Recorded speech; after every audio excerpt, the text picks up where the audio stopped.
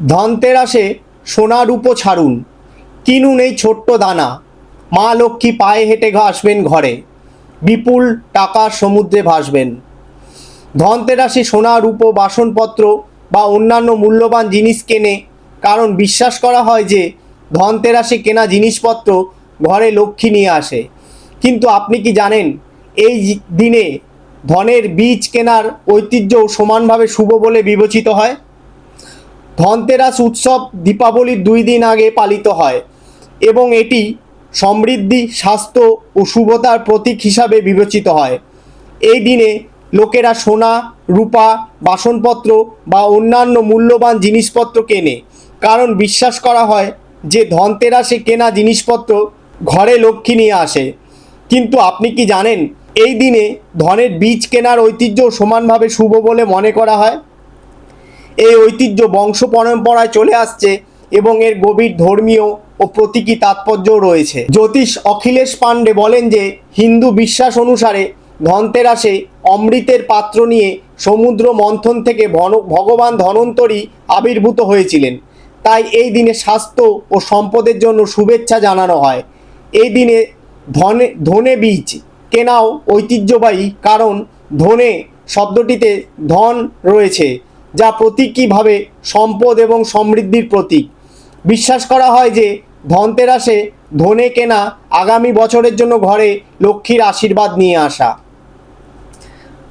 ধনতেরাসে ধনের বীজ কেনা ভারতীয় সংস্কৃতিতে শুভ বলে বিবেচিত হয়, কারণ এটি কেবল একটি মশালা নয়, বরং সমৃদ্ধি এবং সৌভাগ্যের প্রতীক।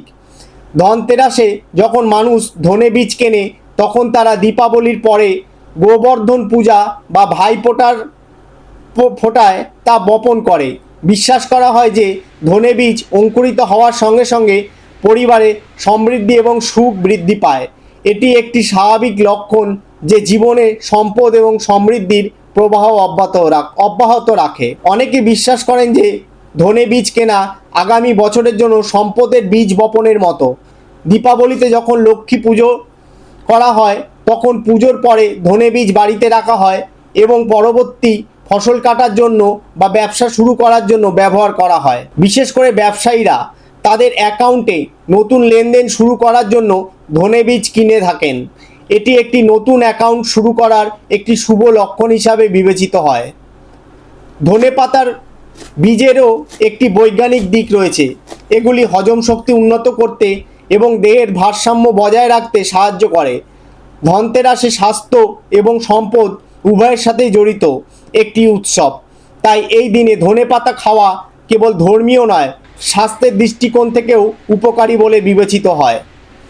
প্রাচীন শাস্ত্রেও ধনে পাতাকে সম্পদ এবং খাদ্য উভয়ের প্রতীক হিসাবে বর্ণনা করা হয়েছে। অতএব ধনতেরাসে এটি কেনা, সংরক্ষণ করা এবং পরে রোপণ করা শুভ ফল নিয়ে আসে।